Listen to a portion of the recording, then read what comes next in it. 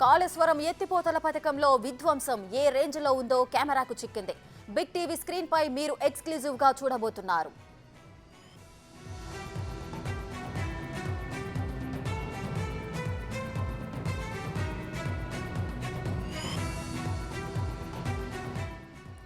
Medigadda barrage నిర్మాణం ప్రమాదంలో పడిపోయింది.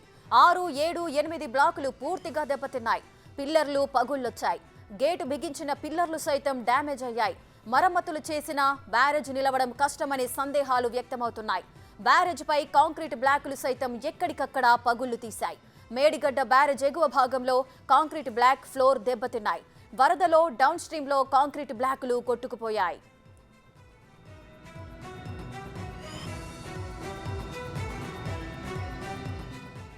మేడిగడ్డ బ్యారేజ్ నిర్మాణం ఎంత నాణ్యత లేకుండా నిర్మించారో ఈ విజువల్స్ చూస్తే అర్థమవుతోంది. 4 కాలాల పాటు ఉండాల్సిన మొత్తం ప్రాజెక్టును ప్రమాదంలో పడేశాయి. దీనికి కారకులెవరు? విజిలెన్స్ ఎన్ఫోర్స్మెంట్ అధికారులు ఇప్పటికే దీనిపై ఫోకస్ చేశారు. ఫైళ్లను సైతం చెక్ చేశారు. త్వరలోనే ప్రభుత్వానికి ప్రాథమిక నివేదిక అందజేయనున్నారు. బ్యారేజ్కు రిపేర్లు చేసినా వేస్ట్ అని నిపుణులు అభిప్రాయపడుతున్నారు.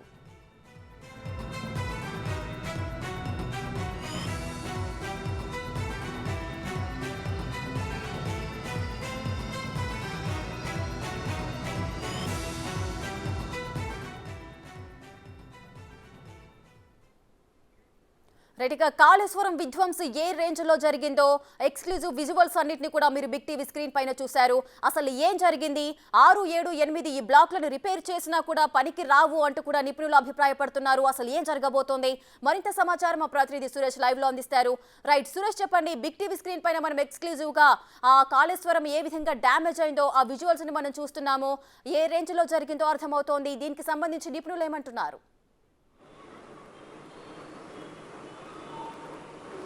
ఖచ్చితంగా కాళేశ్వరం ప్రాజెక్టుకి గుండెకాయ లాంటిది మేడిగడ్డ ప్రాజెక్ట్ అని కూడా తెలుస్తున్నారు. ఎందుకంటే కాళేశ్వరం నుంచి నేరుగా మొదటి బ్యారేజ్ మేడిగడ్డ బ్యారేజ్. ఈ మేడిగడ్డ బ్యారేజ్కి సంబంధించి మొత్తం 8 బ్లాకులుగా ఈ ప్రాజెక్ట్ని నిర్మించడం జరిగింది. 7వ బ్లాక్ వద్ద ఈ ప్రమాదం జరిగింది. దీనికి సంబంధించి దాదాపు 2 మీటర్ల వరకు కూడా బ్రిడ్జి కిందికి కుంగిపోయింది. అంటే బేస్ కింద సరిగా బేస్ లేకపోవడంతో ఈ నష్టం జరిగినట్టు కూడా విజిలెన్స్ అధికారులు తేల్చారు. అయితే ప్రాజెక్టు నిర్మించడానికి ముందు కొన్ని పరీక్షలు చేయాల్సి ఉంటుంది. ఆ పరీక్షలు కూడా ఏవి ఇటు నిర్మాణ సంస్థ కానీ అటు గత ప్రభుత్వం కానీ పట్టించుకోలేదు. హడావుడిగా ప్రాజెక్టుని నిర్మించేశారు. దానికి సంబంధించిన కెమికల్ సాయిల్ టెస్ట్కి సంబంధించి, అదేవిధంగా నిర్మాణంలో వాడే సిమెంటు నాణ్యత గురించి ఇవన్నీ కూడా ముందు కొన్ని పరీక్షలు చేయాల్సి ఉంటుంది. కానీ వాటిని ఏవి కూడా చేయనట్టు విజిలెన్స్ అధికారులు గుర్తించడం జరిగింది. ప్రాజెక్టుకు సంబంధించి శాంపుల్స్ని ఇప్పుడు ఏదైతే బేస్ ఉందో కింద బేస్కి సంబంధించి వాటర్ ఉంది కాబట్టి ఆ వాటర్ అంతా వెళ్ళిపోయిన తర్వాత కింద బేస్ నుండి శాంపుల్ సేకరించి ల్యాబ్కి పంపిస్తారు. ఇప్పుడు పైన నుంచి సేకరించిన శాంపుల్స్ అన్నిటి కూడా ల్యాబ్కి పంపించడం జరిగింది. ఆ రిపోర్ట్ వచ్చిన తర్వాత పూర్తి నివేదిక సిద్ధం చేస్తామని చెప్పేసి కూడా విజిలెన్స్ అధికారులు చెప్తున్నారు. విజిలెన్స్ డీజీ రాజీవ్ రతన్ ఆధ్వర్యంలో ప్రత్యేక బృందాన్ని ఏర్పాటు చేసి మొత్తం కాళేశ్వరం ప్రాజెక్టుకు సంబంధించిన నాణ్యత పైన కూడా ప్రత్యేక దృష్టి పెట్టారు. ఎందుకంటే ఇక్కడ నాణ్యత అనేది పట్టించుకోలేదు ప్రాజెక్టు నిర్మించిన కాంట్రాక్టర్స్ అని చెప్పేసి కూడా తేలిపోయింది. 7వ బ్లాక్ వద్ద ఇది జరిగింది. అక్కడ 20 పిల్లర్ అని చెప్తున్నారు. ఒక్కొక్క బ్లాక్ మొత్తం 8 బ్లాకులు ఉన్నాయి. ఒక్కొక్క బ్లాక్లో 10 నుంచి 11 పిల్లర్లు నిర్మించారు, సపరేట్ బాక్స్. ఇప్పుడు 7వ బ్లాక్లో 11 పిల్లర్లు ఉన్నాయి. ఆ 11 పిల్లర్స్ కూడా పూర్తిగా తీసేసి మళ్ళీ పుట్టింగ్ నుంచి కూడా నిర్మించాల్సి ఉంటుందని చెప్పేసి చెప్తున్నారు. కాబట్టి కింద బొగ్గు నిక్షేపాలు ఉన్నాయి, అక్కడ ప్రాజెక్టు నిలవదని చెప్పేసి రిపోర్ట్ ఉన్నప్పటికీ కూడా అక్కడే ప్రాజెక్టు నిర్మించి ఓపెన్ చేశారు. కానీ అది చిన్నపాటి వరదకే కుంగిపోయింది. దాని నాణ్యత అంతా కూడా బయటపడిపోయింది. దీనిపైన ఇప్పుడు విచారణ జరుగుతుంది కాబట్టి పూర్తిగా, ఎందుకంటే 4,400 కోట్లు ఈ ప్రాజెక్టుకి మేడిగడ్డ ప్రాజెక్టుకి సంబంధించి ఖర్చు చేశారు. అప్పుడు ప్రాజెక్టు నిర్మించిన సమయంలో ఒక్కొక్క బ్లాక్కి దాదాపు 55 నుంచి 60 కోట్లు ఖర్చు అయిందని చెప్పేసి చెప్తున్నారు. కానీ ఇప్పుడు ఒక బ్లాక్లో ఉన్న ఒక పిల్లర్కి 50 నుంచి 60 కోట్లు అయింది. ఇప్పుడు 7వ బ్లాక్లో 11 పిల్లర్లు పూర్తిగా తీసేసి నిర్మించాలంటే ఇప్పుడు దాని ఖర్చు 70 కోట్ల వరకు కూడా పెరిగే అవకాశం ఉంది. ఒక్కొక్క పిల్లర్కి మాత్రమే, ఒక బ్లాక్లో ఉన్న 11 పిల్లర్లకి. అంటే దాదాపు మళ్ళీ ఖర్చు పెరిగే అవకాశం ఉంది. 600 కోట్లకు పైగా ఒక రిపేర్ చేయడానికి, ఒక్క బ్లాక్ మాత్రం రిపేర్ చేయడానికి ఖర్చు అవుతుందని చెప్పేసి దాని పైగానే ఖర్చు అవుతుందని చెప్పేసి అధికారులు భావిస్తున్నారు. దీనికి సంబంధించి నిర్మాణ సంస్థ కూడా సరైన మెయింటెనెన్స్ చేయలేదు. అక్కడ ప్రాజెక్టు నిర్మించినప్పుడు దాని మెయింటెనెన్స్ దాదాపు 3 సంవత్సరాల వరకు ఎల్ఎన్టీఏ చూసుకోవాలి. కానీ అక్కడ ఎలాంటి మెయింటెనెన్స్ లేదు, క్వాలిటీ లేదు. ప్రాజెక్టు కట్టామంటే కట్టాము, తర్వాత వదిలేసినట్టుగా అక్కడ పరిస్థితి తయారైందని చెప్పేసి కూడా విజిలెన్స్ అధికారుల తనిఖీలో బయటపడింది. ఎందుకంటే ప్రాజెక్టు కట్టిన తర్వాత దాని లైఫ్ దాదాపు 100 సంవత్సరాలు ఉండాలి, 100 సంవత్సరాలు మినిమం ఉండాలి. కానీ మనం శ్రీశైలం ప్రాజెక్టు చూసుకోవచ్చు, నాగార్జున సాగర్ ప్రాజెక్టు చూసుకోవచ్చు, ఎప్పుడో కట్టిన ప్రాజెక్టులు భారీ వరదలు వచ్చినప్పటికి కూడా చాలా స్టాండర్డ్గా తట్టుకోగలిగినాయి. కానీ ఇక్కడ చిన్నపాటి వరదకే కింద బేస్తో సహా కొన్ని కొట్టుకుపోవడం జరిగిందని చెప్పేసి కూడా విజిలెన్స్ అధికారు తనిఖీలో తెలిసింది. దీనికి సంబంధించి సమగ్రంగా విచారణ జరపాలి. దీనికి ఎందుకంటే దాదాపు ఒక 7 పరీక్షలు చేయాల్సి ఉండే ప్రాజెక్టు నిర్మాణానికి సంబంధించి ఆ పరీక్షలు ఆ నిర్మాణ సంస్థ చేయలేదని చెప్పేసి కూడా నిర్ధారించారు. దీనికి సంబంధించి చర్యలు కూడా ఉండబోతాయి. ఎందుకంటే ఎవరు తప్పించుకోలేరు. దీనికి సంబంధించిన నిర్మాణ సంస్థ పైన కూడా చర్యలు ఉంటాయని చెప్పి చెప్తున్నారు ఇంజనీరింగ్ అధికారులు. దీనికి సంబంధించి ప్రాజెక్టు నిర్మాణానికి సంబంధించిన ముందు డిపిఆర్ అంటే ప్రాజెక్ట్ అనుమతులకు సంబంధించి ఈ ముందు ప్లాన్ ఎలా విధంగా వేశారు, ఆ ప్లాన్నే ఇంప్లిమెంట్ చేశారా లేదా, ఆ డిజైన్ మార్చారా, అసలు ఏ డిజైన్ ఇచ్చారు ఇంజనీర్లు, ఇవన్నీ కూడా విచారణ చేస్తున్నారు విజిలెన్స్ అధికారులు. దీనిపైన పూర్తి దర్యాప్తు కొనసాగుతుంది. ఇంకా ప్రభుత్వానికి ఎలాంటి నివేదిక ఇవ్వలేదని చెప్పేసి విజిలెన్స్ అధికారులు చెప్తున్నారు. దర్యాప్తు కొనసాగుతుంది. ఇక్కడ విజిలెన్స్ డిపార్ట్మెంట్ గురించి చెప్పుకుంటే విజిలెన్స్ని కూడా గత ప్రభుత్వం నెగ్లెక్ట్ చేసింది. విజిలెన్స్లో సరైన స్టాఫ్ లేకుండా చేసింది. అసలు ఇప్పుడు ఇన్వెస్టిగేషన్కి కూడా సరిపోయేంత స్టాఫ్ లేరు. కాబట్టి ఇప్పుడున్న ప్రభుత్వం సీఎం రేవంత్ రెడ్డి ప్రత్యేక దృష్టి పెట్టి విజిలెన్స్ పైన కూడా స్టాఫ్ని కేటాయించే పనిలో ఉన్నారు.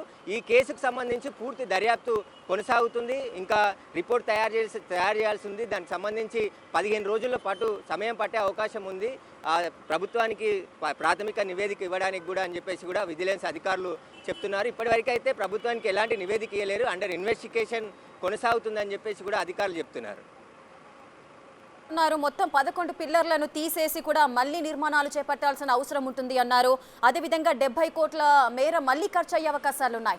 ఇప్పటికే 1,00,000 కోట్ల అప్పు చేసి మరీ కాళేశ్వరం ప్రాజెక్టును కట్టారు. ఇదంతా కూడా ఈ అప్పంతా కూడా ప్రజలపైనే కూడా గుదిబండలా మారిన పరిస్థితి ఉంది.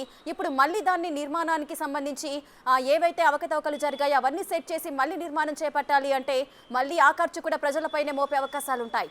దీనికి సంబంధించి అసలు అధికారులు ఏం చెప్తున్నారు? ఒకవేళ రిపేర్ చేసినా కూడా ఆ బ్యారేజ్ నిలవడం అనేది అవుతుందా, నిలబడుతుందా? అంటే మొత్తం 8 బ్లాకులు ఉన్నాయి కాబట్టి ఏ బ్లాక్ ఆ బ్లాక్ నిర్మాణం ఉంటుంది.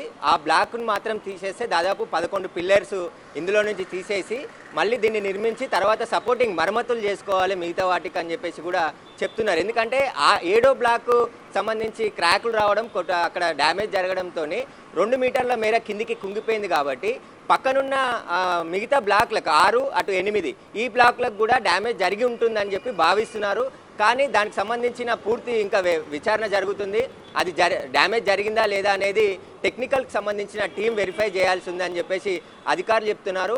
ఇప్పుడు ఒక 7వ బ్లాక్కు మాత్రమే 600 నుంచి 700 కోట్ల రూపాయలు అదనంగా ఖర్చు పెట్టాల్సిన పరిస్థితి ఉంది. ఇటు ఎల్ఎన్టీ కూడా ఇంకా ఎలాంటి ముందు నిర్మిస్తామని చెప్పారు. కానీ ఇప్పటి వరకు ఎలాంటి చర్య లేదు. ఇప్పుడు నిర్మించాలన్నా సంవత్సరం పాటు సమయం పడుతుందని చెప్పేసి కూడా అంచనా వేస్తున్నారు. ఎందుకంటే మళ్ళీ వర్షాకాలంలో వరదలు వచ్చే సమయం కాబట్టి చిన్నపాటి వరదలకే ఇంత పెద్ద డ్యామేజ్ జరిగింది. కాబట్టి దీనిపైన పూర్తి దర్యాప్తు చేసిన తర్వాత ఇంజనీరింగ్కి సంబంధించిన అధికారులకు కూడా సపోర్ట్ తీసుకొని ఈ ప్రాజెక్టు పూర్తిగా, ఎందుకంటే దాదాపు కాళేశ్వరం ప్రాజెక్టే 80 లక్షల ఎకరాలకి నీళ్ళు అందించాలని దాని ఉద్దేశంతో ప్రాజెక్టు స్టార్ట్ చేశారన్నారు.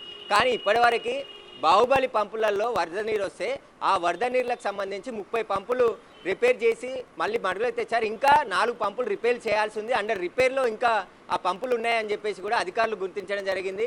ఇంకా కన్నపల్లి ప్రాజెక్ట్ ఉంది, దానికి తర్వాత మరో కొన్ని బ్యారేజీలు ఉన్నాయి. వాటిపైన కూడా వాటి నాణ్యతను కూడా ఇప్పుడు పరిశీలించనున్నారు. మొత్తం ప్రాజెక్టుకు సంబంధించి ముందు మేడిగడ్డ ప్రాజెక్టు తేల్చిన తర్వాత మిగతా ప్రాజెక్టుల పైన కూడా నాణ్యత అన్నిటి కూడా, ఎందుకంటే ఆల్మోస్ట్ మేడిగడ్డ ప్రాజెక్టుకు సంబంధించిన నాణ్యత టెస్ట్ రిపోర్ట్ వచ్చిందంటే మిగతా ప్రాజెక్టులో కూడా నాణ్యత లేదంటే అని చెప్పేసి చెప్పుకోవచ్చు. ఎందుకంటే ఇక్కడ నాణ్యత లోపం వల్లనే ఇంత పెద్ద ప్రమాదం జరిగింది మేడిగడ్డ బ్యారేజ్ అని కూడా విజిలెన్స్ అధికారులు తేల్చారు. దీనికి సంబంధించిన దర్యాప్తు అంతా కూడా కొనసాగుతుంది. ఫైల్స్ అన్ని పరిశీలిస్తున్నారు.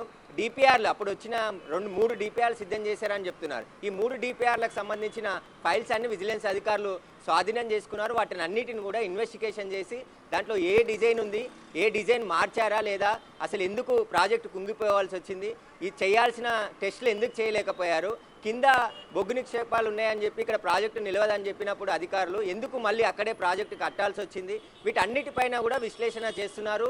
సంబంధించిన ఇంజనీరింగ్ అధికారులు, పూర్వం రిటైర్డ్ అయిన ఇంజనీరింగ్ అధికారులు, నైపుణ్యం ఉన్న ప్రాజెక్టులపైన నైపుణ్యం ఉన్న అధికారుల సలహాలు సూచనలు కూడా విజిలెన్స్ అధికారులు తీసుకుంటున్నారు. సమగ్రమైన రిపోర్ట్ను తయారు చేసి, ఎందుకంటే చాలా ప్రతిష్టాత్మకమైన ప్రాజెక్ట్ అని చెప్పేసి కూడా గత ప్రభుత్వం చెప్పింది. కానీ ఇంత అవినీతి, అదేవిధంగా నాణ్యత లేదు, డబ్బులు పోయిన ప్రజాధనం అంటే 4,400 కోట్లు ఒక మేడిగడ్డ ప్రాజెక్టుకే ఖర్చు అయినాయంటే ఇవన్నీ కూడా వృధా అయినట్టే. డ్యామ్ పనికి రాకుండా పోయి వాటర్ రాకుండా ఉంటే ఈ డబ్బులన్నీ కూడా ప్రజాధనమే. ప్రజాధనం అంతా కూడా వృధా అయినట్టు. మళ్ళీ ఖర్చు, ఒకవేళ ప్రాజెక్టు ఎల్ఎన్టీ సంస్థ నిర్మించకుంటే ప్రభుత్వమే మళ్ళీ నిర్మించాల్సి ఉంటుంది, మళ్ళీ ప్రజల డబ్బులే ఖర్చు పెట్టాల్సి ఉంటుంది, మళ్ళీ అప్పు తెచ్చి ఆ ప్రాజెక్ట్ని నిర్మించాల్సి ఉంటుంది. కానీ ఎల్ఎన్టీ పైన ప్రభుత్వం చాలా సీరియస్గా చెప్పింది, దాన్ని పునర్నిర్మించాలి. ఎందుకంటే ప్రాజెక్టు కట్టి సంవత్సరాలు కూడా గడవక ముందే కుంగిపోయింది కాబట్టి పూర్తి బాధ్యత వాళ్ళదే ఉంటుంది. ఈ విజిలెన్స్ రిపోర్ట్ తర్వాత ఎవరు బాధ్యులరో వారిపైన చట్టపరమైన చర్యలు కూడా ఉంటాయి. విజిలెన్స్ రిపోర్ట్ ప్రకారమే సిట్టింగ్ జడ్జి విచారణ కూడా జరగబోతుందని చెప్పేసి కూడా తెలుస్తుంది. కానీ అంత తొందరగా దీన్ని తేల్చలేరు కాబట్టి పూర్తి నివేదిక తయారు చేయడానికి సమయం పడుతుంది. అందరి సలహాలు సూచనలు, ఎందుకంటే ప్రాజెక్టుకి సంబంధించి టెక్నికల్ ఇష్యూస్ ఉంటాయి కాబట్టి ఇంజనీర్స్ వాళ్ళే డిసైడ్ చేయగలుగుతారు. దానికి సంబంధించిన హైదరాబాద్లోనే ల్యాబ్ ఉంది దీనికి సంబంధించి. దాంట్లో డ్రిల్ చేసి దాని శాంపుల్ తీశారు. ఎందుకంటే ప్రాజెక్టులో సంబంధించిన సిమెంట్ ఏదైతే కలిపారో కాంక్రీట్కి సంబంధించి, ఆ కాంక్రీట్కి సంబంధించిన ల్యాబ్కి టెస్ట్కి పంపించారు. ఆ టెస్ట్ వచ్చిన తర్వాత దీనికి సంబంధించి నాణ్యత లేదు. ప్రాథమికంగా అయితే ఖచ్చితంగా ప్రాజెక్టులో నాణ్యత లేదనే విజిలెన్స్ అధికారులు గుర్తించడం జరిగింది. దీనిపైన విచారణ జరుగుతుందని చెప్పేసి చెప్తున్నారు. మొత్తం కాళేశ్వరం ప్రాజెక్టులో ఉన్న మొత్తం బ్యారేజీలను కూడా ప్రాజెక్టులని ఇక మీద మొత్తం పరిశీలించాల్సి ఉంటుంది. అక్కడ సరైన మెయింటెనెన్స్, ఎందుకంటే ప్రాజెక్టు కట్టిన తర్వాత దాని మెయింటెనెన్సే చాలా ప్రధానం. ఎందుకంటే వరదలు వచ్చిన సమయంలో మెయింటెనెన్స్ ఉంటుంది, గేట్లు ఎప్పుడు తెరవాలి, ఎప్పుడు ముయ్యాలనేది కూడా మెయింటెనెన్స్ ఉంటుంది. కానీ ఇక్కడ మెయింటెనెన్స్ అనేది పట్టించుకోలేదు నిర్వహణ సంస్థ. వాళ్ళే 3 సంవత్సరాల వరకు మెయింటెనెన్స్ చేస్తారని చెప్పారు. కానీ ఇక్కడ ఎలాంటి మెయింటెనెన్స్ లేకపోవడం వల్లనే ఈ ప్రమాదం జరిగిందని చెప్పేసి కూడా ప్రాథమికంగా విజిలెన్స్ అధికారులు గుర్తించడం జరిగింది. దానికి సంబంధించిన అన్ని ఎవిడెన్స్ని కూడా కలెక్ట్ చేసే పనిలో విజిలెన్స్ అధికారులు ఉన్నారు. Right, thank you Suresh, thanks for the live details.